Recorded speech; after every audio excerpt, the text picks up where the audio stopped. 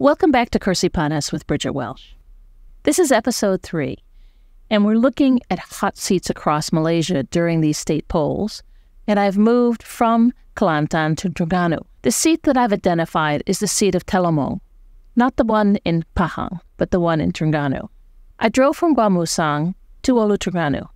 Telemung is one of the 3 seats in this parliamentary constituency of Hulu Terengganu. It covers the most area as the map shows. The drive itself was quite challenging.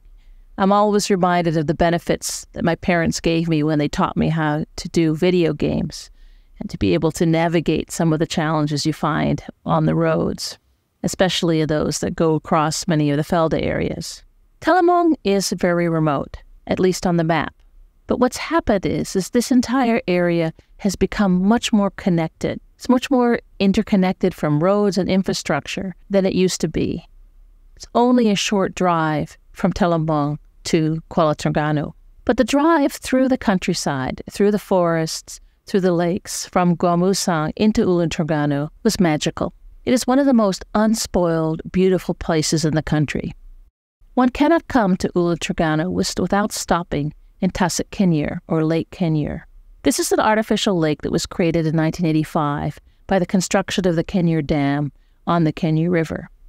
What's happened is that not only do you have one of the largest artificial lakes, you also have extended waterways throughout parts of the forest near the lake.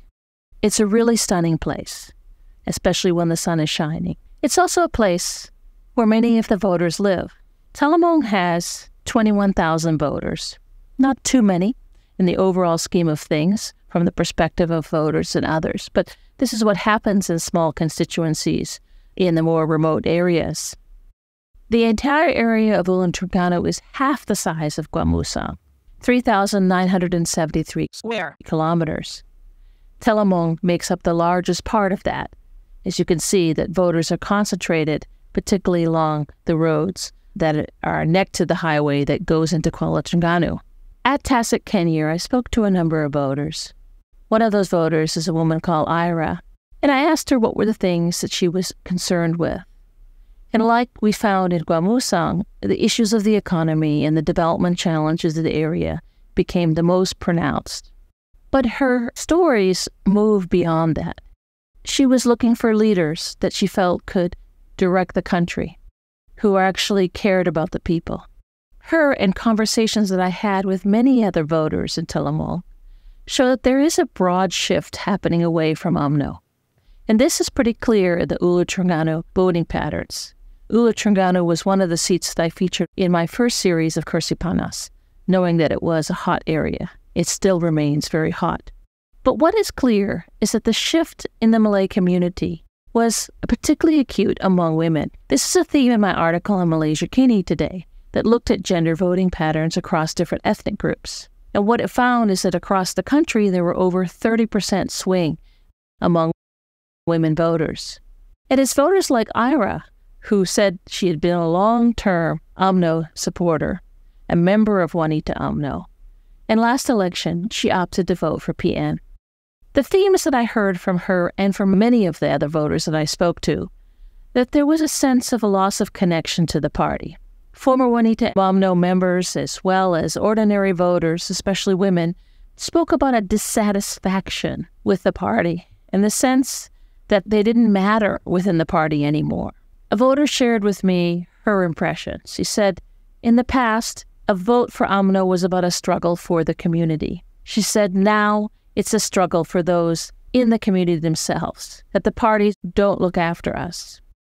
She was talking both about PAS and UMNO, but particularly her anger was directed against UMNO.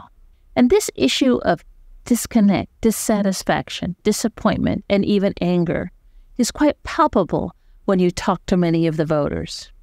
It's not just about a loss of connection or the sense that the spirit is gone, but there's a sense that UMNO has lost its identity and meaning on the ground. And this is particularly acute for among its most loyal supporters, women. This helps us understand what happened in GE15 and maybe help us understand what could happen in the state polls. Female voters are separated from what they've known for decades. They're choosing to be more risk takers. In this seat like Telemung, which is 98% Malay, it's about the dynamics that are happening within these Malay voter community. The women are watching, they're observing. There is a process of separation that is happening. Some are considering divorce completely, and others are looking for more of the possibilities or the potential for reconciliation.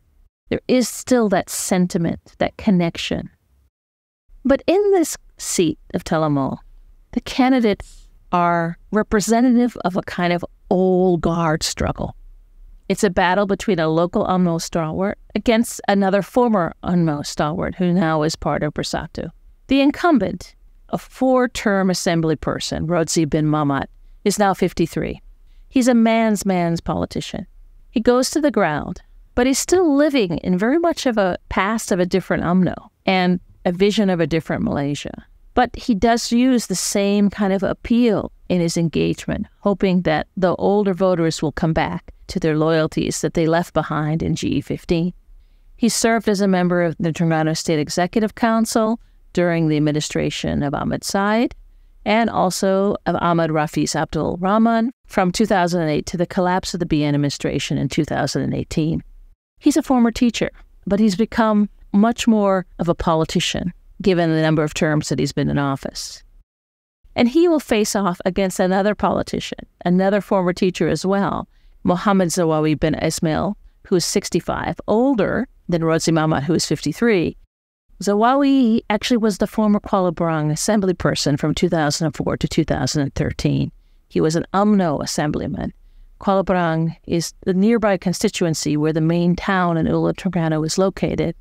He's now flying the flag for Bersatu, although in Terengganu, everyone in PN is flying under the PAS flag. So we have essentially a local UMNO stalwart against a former UMNO stalwart in this context. Rodzi himself is facing a recent scandal. He was allegedly caught fishing using an electric shock method, as seen in a video that went viral in July. And this, of course, is not permitted under Terengganu State Inland Fisheries, and there's an investigation going.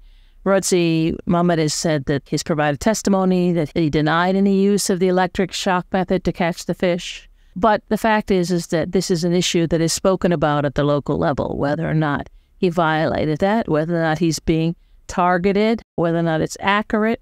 We'll see what happens with this investigation. Rodzi is known for his support of sports and engagement in sports. He's credited with bringing the sports stadium to Kuala Bing, and this is very popular among the young people there, especially the young men. Sports has long been a way that UMNO has traditionally connected to their base. This has been the main way that they've engaged with younger voters, that through creating these social networks and trying to, not only through football, but also through motorcycles, this has been a way of outreach to the local community. The question, however, is how much of this old guard UMNO battle, now UMNO Bersatu, are really reflecting the needs and the desires of the current voters. On the surface, just like Wan Musang, the youth vote will be important. They comprise 29% of the voters in Telemung. I sat down with a group of young male voters, and they talked a lot about Rodzi. They like him. They see him as, working to engage and provide infrastructure. They see the importance of connection to the federal government. They see him as being somebody that is grounded. But it was the women, in particular, the younger women especially, that were torn. There was a tension among all of the younger people that I spoke to between whether or not to support the state government, that many, almost all of them, have acknowledged that the Shamsuri government has done a considerable amount to promote programs for youth, such as Ibelia, the housing programs, the wedding support, versus traditional family loyalties and traditional connections to UMNO, and an appreciation of the fact that UMNO has helped transform Hulu Terengganu into the place that has become more modern, more connected part of the country. When we look at voting patterns, we see that there was a very big shift in voting in GE15. But Telemung was the only seat in Terengganu where PAS PN did not win. Let me repeat that. It was the only seat where PAS PN did not win the vote. Along with the massive swing of younger voters under 40, we saw each of the shifts of 11 and 12% away from the BN towards PAS Bersatu. We saw also a very big shift among older voters. 15% of voters of over 55 changed their vote. And this is where I go back to the issues about women. The core support for UMNO is now very much at risk. In seats like Telemung, it was a shift among older voters that they've always taken for granted, always that have been there for a lifetime. One lady talked about this in her discussion of why she supports UMNO. She sees that as part of her life experience, how closely connected. And she was in tears when she talked about how she saw the party as changing and how she didn't feel that she didn't have the same connection. It's a very emotional transition for many of the voters that have voted for UMNO all their life. Places like Telemung are very important parts of Malaysia's fabric. There's a sense from outside that it's very remote. It's far. But in fact, it's a very important node. Kuala Brang has become a vibrant town, a place for tourism, especially on the weekend where people come from Pahang, from Kelantan, to visit, and even from Kuala Lumpur. It would look on the map as rural, but in fact it has so much connectivity through digital connections that the nature of what it means to be rural has fundamentally shifted because of this connectivity. Little is written about this part of the country and its beauty. This part of Malaysia's history is often left out of the history books. What is known, for example, of this area is Batu Bersurat in Terengganu, the inscription, which was estimated to be 700 years old. It's the oldest carving and the first Jawi writings found in Malaysia. It shows that Islam had reached Terengganu before 1326, so it has important historical connection to the Terengganu Sultanate, but also to the role of Islam in Malaysia. Similarly so, the stories that I set down in Kuala Ping also indicate this sort of otherness, this kind of different narrative about Malaysia history. There's not much discussion about the movement of people. In Kuala Ping, I sat down with a grandmother and her daughter, and she talked about how she is a result, and her family, of Yemeni settlers who came here, religious scholars that came through Thailand. So this combination of heritage has helped to shape her kind of understanding of her place. She considers herself Malay, but her roots are Yemeni and Thai. She talks about the changes that at Kuala Ping have taken place. She said before there's a mountain, now it's excavated. There's been the creation of roads. But she says there is a sense of community. But like others I spoke to, there's a sense not sure where the politics is going. This is a hot seat. Many voters remain undecided. It's not like before. The battle of the old guards is taking place in a new Malaysia.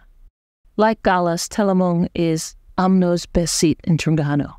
And even perhaps more than Gallas, it's at political risk. Thanks for joining me here on Kerusi Panas. Please continue to listen. We'll have another episode tomorrow.